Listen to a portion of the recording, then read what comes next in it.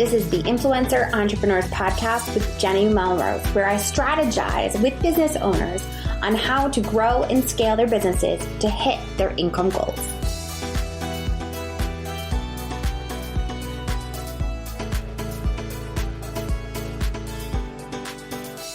This is episode 189 of the Influencer Entrepreneurs Podcast with Jenny Melrose. Today, I'm speaking with Shamyra Parker, who is going to be talking to us about women entrepreneurs' mindset. And right now, it is July, and we are starting to talk about how you can really start to set some sort of boundaries for yourself that are healthy as we try to figure out what it's going to look like for kids going back to school, if they're going to go back virtually, if they'll be going back in person, and what exactly we can do as business owners to make sure that we are protecting our own health as well as serving our families as best we can. All right, you guys, let's dive in. Welcome to the podcast, Shamyra. How are you? Oh, I'm doing well. Thank you so much for having me. Of course. So the way that I want to dive right in is, will you introduce yourself and a bit about your businesses? Sure. So my name is Shamyra Parker, and I am a self-care advocate, and I serve women in leadership with a special emphasis on Black women in leadership. What I do is I give Black women in leadership positions a mental makeover. And I show them how to make self-care a non-negotiable so that they are emotionally whole and no longer suffering in silence, which we all know largely leads to fatigue and burnout. Yes, very much so. So what do mindset, self-care, and mental health have in common for women entrepreneurs, and why do they matter? So mindset, self-care, and mental health are all tied in together just because really, if you think about mental health, I always say there can be no health without mental health. So there can be no physical health without mental health. So mental health is already a part of everything that we do. It actually is tied to our mindset. So when we talk about our mindset, we are largely operating in the space of our mental and emotional health and well-being in the first place. And as well as the patterns of thoughts that we have, the way we think about things. Do we catastrophize things? Do we overthink things? Are we suffering from paralysis analysis? Like, our mindset is largely tied to our mental health, and how self-care ties into that is how we address those things, how we're taking care of those things, how we're acknowledging them, and how we are either nourishing ourselves or depleting ourselves in those areas. Okay, so when we're talking about mindset, what type of mindset do you feel that female entrepreneurs need to have? Right. Okay, so I have a really long list, and I'm going to try to condense this for this conversation, but there are 7 areas dealing with mindset that I believe that women entrepreneurs, women leaders, female entrepreneurs deal with, and I'll say challenges, right? Areas. So we're dealing with fear, we're dealing with confusion, we're dealing with isolation, we're dealing with overwhelm, we're dealing with guilt, we're dealing with self-doubt, and we're dealing with time. Okay. I don't know about anyone else, but I went through as you're saying those and I'm like, check. Right? Yes, you can definitely. And the one that stuck out in particular was isolation, where it means something so different now than it did 6 months ago. We're isolated as entrepreneurs, especially if you're primarily online. Yes. But now it's become even more of an issue. It's so crazy when you were saying that. Yeah, it is. Yeah. Isolation is we're all isolated now, right? And it takes even more of an effort to connect and really get in community. And even where you might have been doing things in silos, you might have been doing them by yourself and you felt like you were all, a lot of women entrepreneurs are doing it alone. They're going it alone. Some may have very small teams, but a lot of people are doing it by themselves. And so the isolation piece is really big because now we are like, now I have my team. I can't even be in the same room with my team. We've got to figure out how to pivot and really rework what we were doing. But even just for the ones, my heart goes out to the solopreneurs. I have been a solopreneur up until recently before bringing on a contractor to help me in my business, support me in my business. And it really was. I was working in isolation in my business. And it's just because the challenge is we are just trying to get it done. We're just trying to get it done. And a lot of times not even having the resources or the funds to be able to bring someone on to help you because you're barely, figuring it out, especially in the launching phases. But even outside of that, I want to talk about mentorship. I want to talk about building healthy supports, right? So in my opinion, I believe that, when we look at all 7 of these areas, again, fear, confusion, isolation, overwhelm, guilt, self-doubt, and time, reaching out and getting and building the healthy supports that we need is crucial to us being successful in building a positive, healthy mindset around these things. And that person, if they're the right fit for you, they're going to walk through all of these areas anyway. And you're not going to be in isolation. You're going to have the support that you need. You have a mentor who is going to connect you with other resources that you need or other things. Coach, I believe in coaching. I hired my own life coach. I became a life coach. I believe that everyone needs a coach and you need multiples for different reasons. But for me, when it comes to mindset, why does it matter? Because your mindset will either facilitate or hinder your success, one or the other. It's no in between. So how you think about things, the way that you see the world, your patterns of behavior, the way that you deal with all of these areas, it will either hinder your success and your progress, or it will facilitate it and it will help you to grow in these areas. Yes, 100%. I agree. So what are we talking? What are some ways that women entrepreneurs can actually take care of their mindset? And I think a lot of times we think of self-care and we think, oh, I'm going to go take a bubble bath. Give us some other ideas. So I love that you just said that because how many of us know that we need more than a bath? Yes. How do we know? How many of us understand that we're going to need more than a bath for this? The bath and the candlelight is not all there is. Okay. I'm going to tell you self-care is always going to be my first answer because it encompasses so much. So whether you need mental health support or not, that still falls under self-care. That's a type of self-care, making sure that you're getting the mental health support that you need, especially right now. While we're walking through this pandemic trauma, this global trauma, dealing with the way that work from home life is set up for us, having children, having families, having, boundaries collapsing onto each other, everything, it's blurred lines, nothing is separated, self-care is really more important. So you actually need more self-care now than before. So self-care is always going to be my answer. Moving past thinking about it in the very capitalistic way that we've been fed what it is, the bubble baths and the spa days. Now, do not get me wrong. I believe in a bubble bath. I believe in a spa day. I believe in a massage and a facial. But those are not the only ways that you can take care of yourself. Right. They're not the only ways.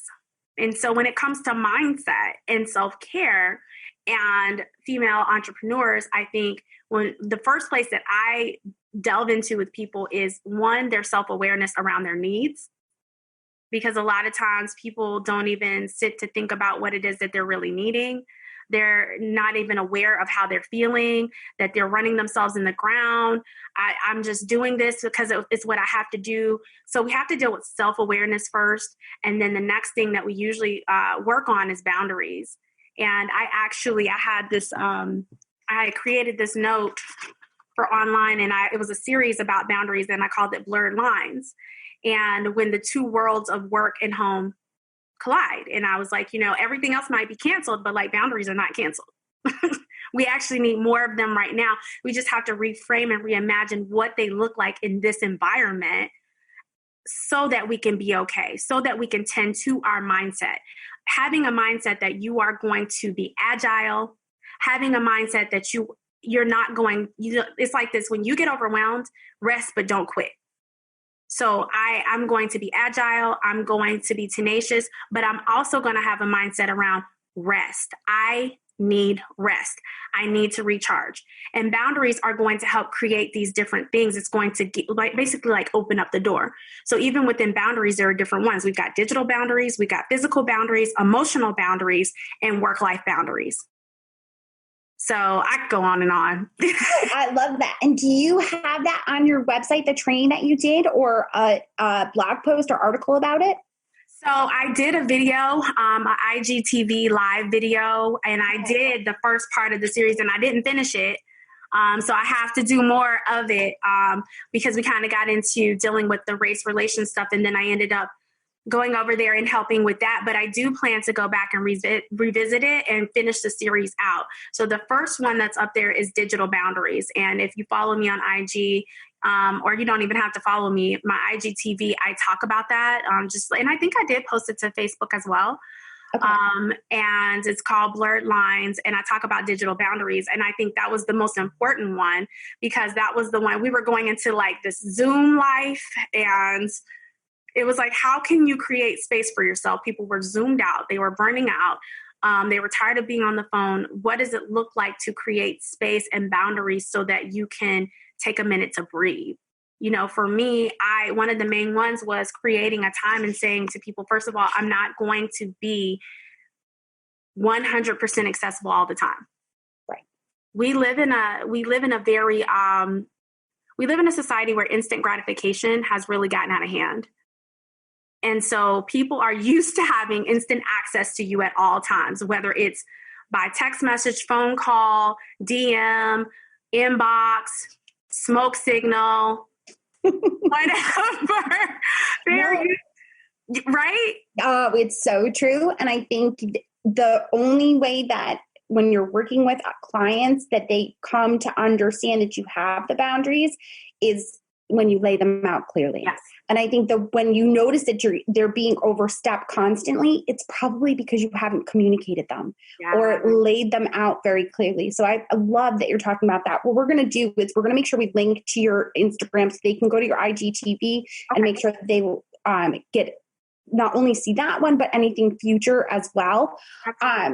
What does facilitating a culture of mental health and self-care have to do with business success?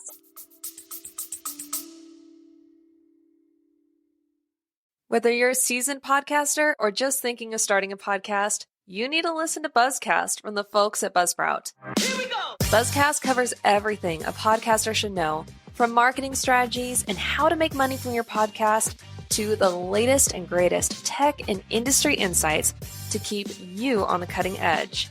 Follow Buzzcast by clicking the link in the description or go to buzzcast.buzzsprout.com and keep podcasting.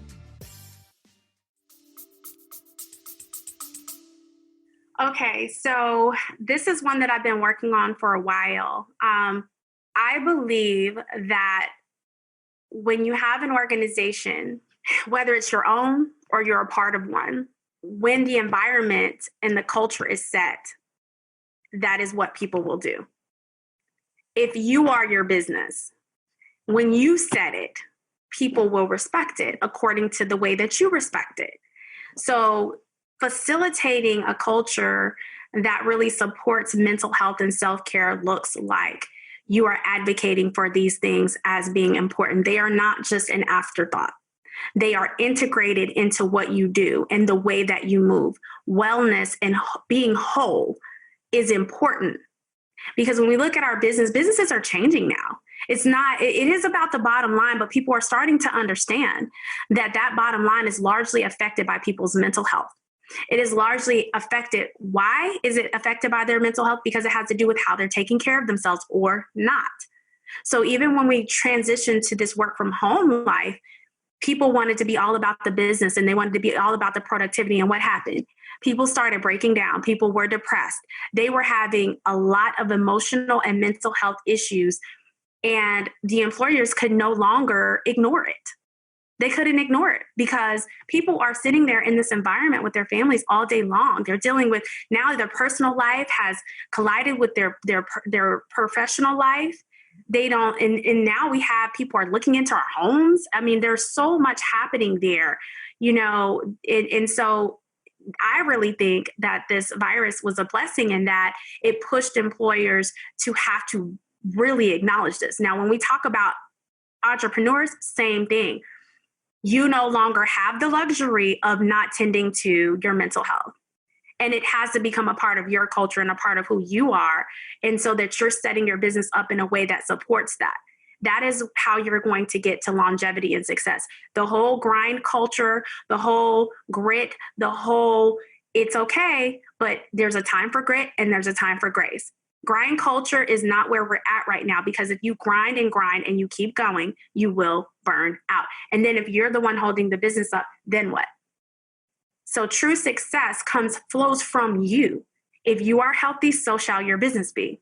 So good. And it's interesting because as you're talking about it, it's bringing me back to 2 years ago when I burnt out. I actually had a full-blown panic attack, thought I was having heart palpitations, and drove myself to urgent care to see if I was having a heart attack. And it was a full-blown anxiety attack. Didn't know what was going on. I couldn't slow myself down. And it was because of this. I didn't have boundaries in place, and I was constantly trying to push traveling and clients and pushing the business. And I can say I'm grateful it happened then, because for it to happen now, couldn't even imagine. Devastating, right? Yes. Yeah. Jenny, thank you for sharing that with me. You would be surprised how many people I hear that literally same story from. And here's the thing, as entrepreneurs, as leaders, and then especially as women leaders, we deal with this concept of the imposter syndrome, right? We're always wanting to make sure that we are adequate enough. And with that comes this idea that to even let that be known is showing a weakness. Right. And then we are concerned about whether or not people will trust us, whether it's our staff, our team, or our customers.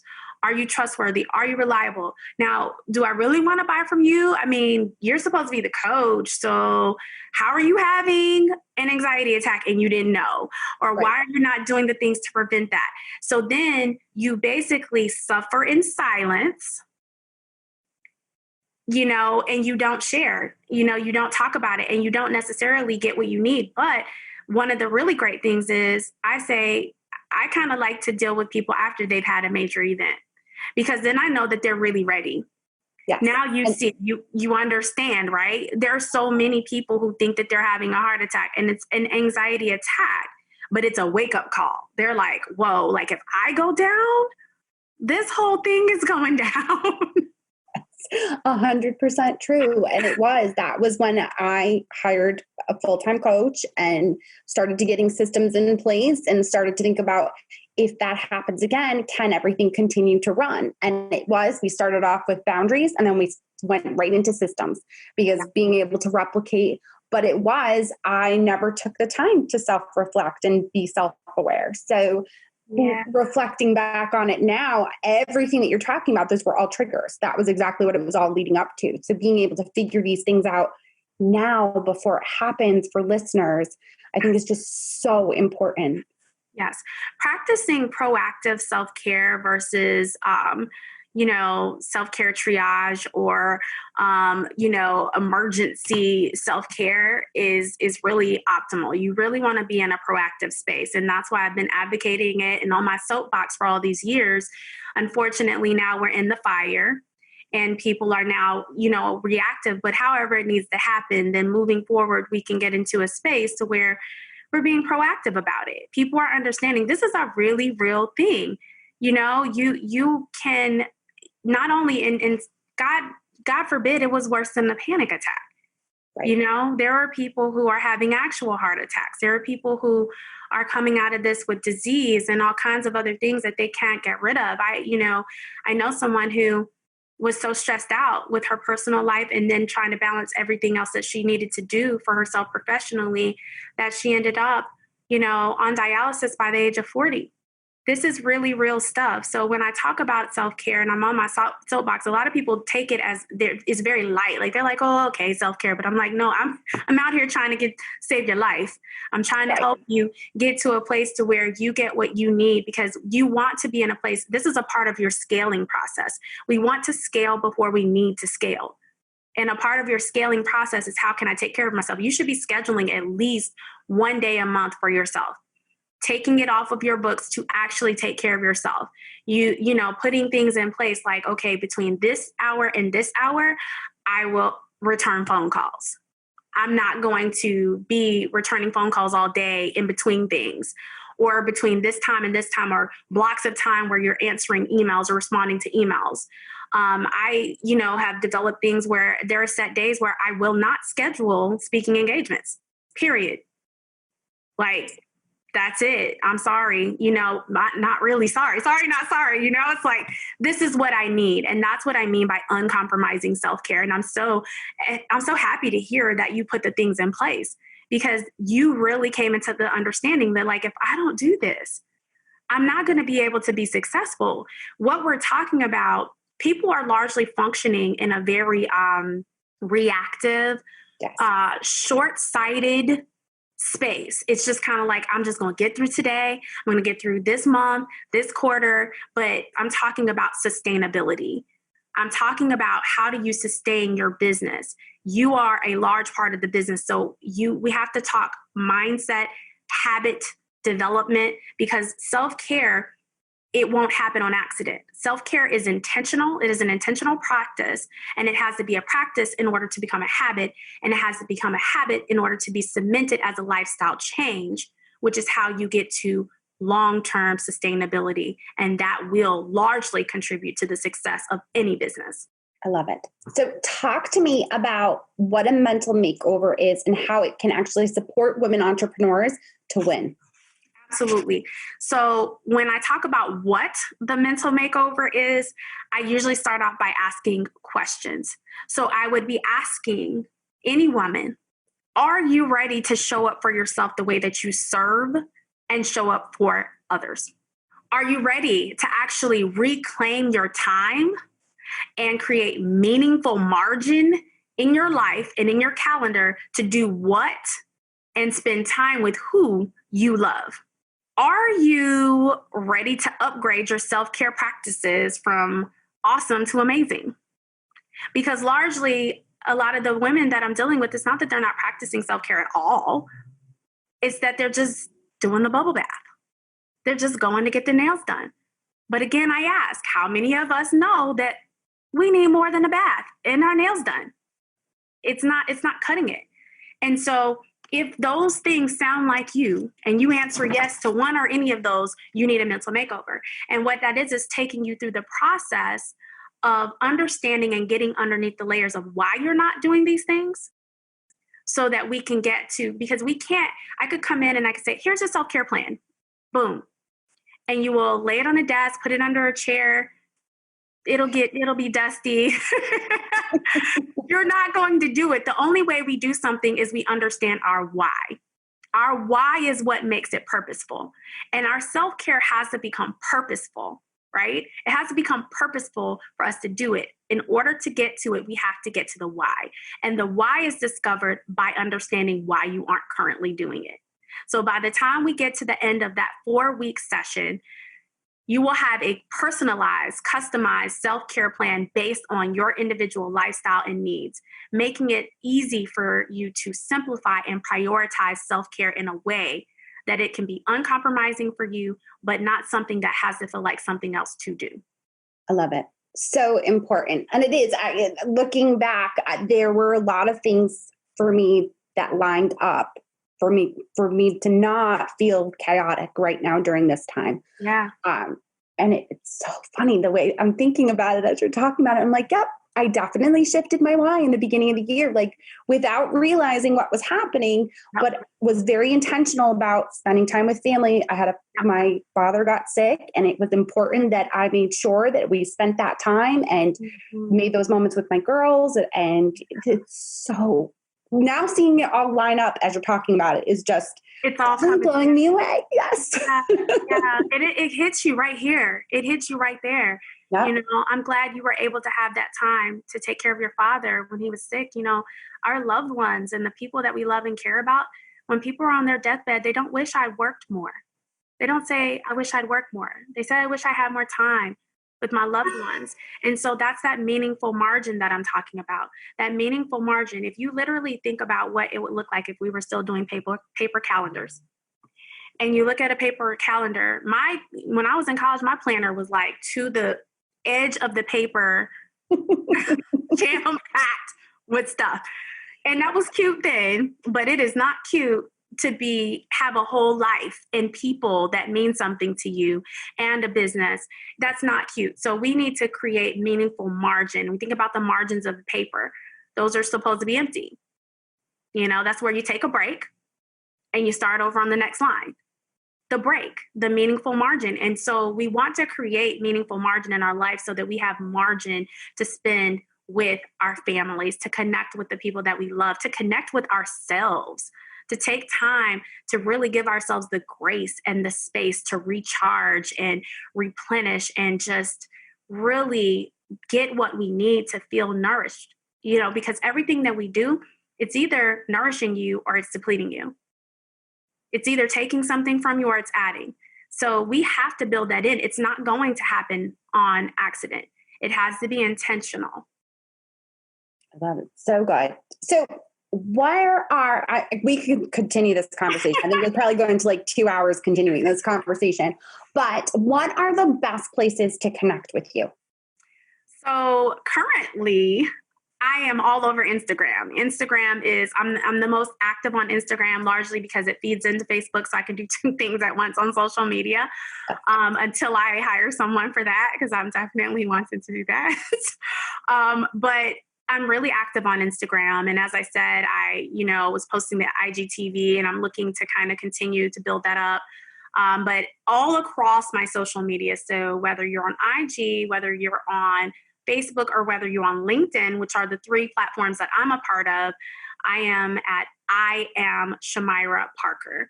Outside of that, my website is shamyraparker.com or bornboundless.com. So I can be you can find me at any one of those places. Perfect. So we're going to link to those in the show notes that everybody can make sure that they connect with you there. I appreciate you so much for taking the time to speak with my audience today. Absolutely. Thank you. Thank you so much for having me. This was awesome. All right. Well, there you have it. I'm really hoping that you're able to take away information from this episode in order to help yourself moving forward with all of the craziness that is happening. You do have to have some sort of boundaries in your life in order to be able to have that self-care and the mindset that you need to be a flourishing women entrepreneur. I appreciate you guys so much for listening in. If you are out taking a walk or you are doing schoolwork with kids, whatever it might look like right now, I'd love it if you took a screenshot. You can tag me at Jenny_Melrose, and I will be sure to send you a DM thanking you. All right, guys, until next time, I will see you all then.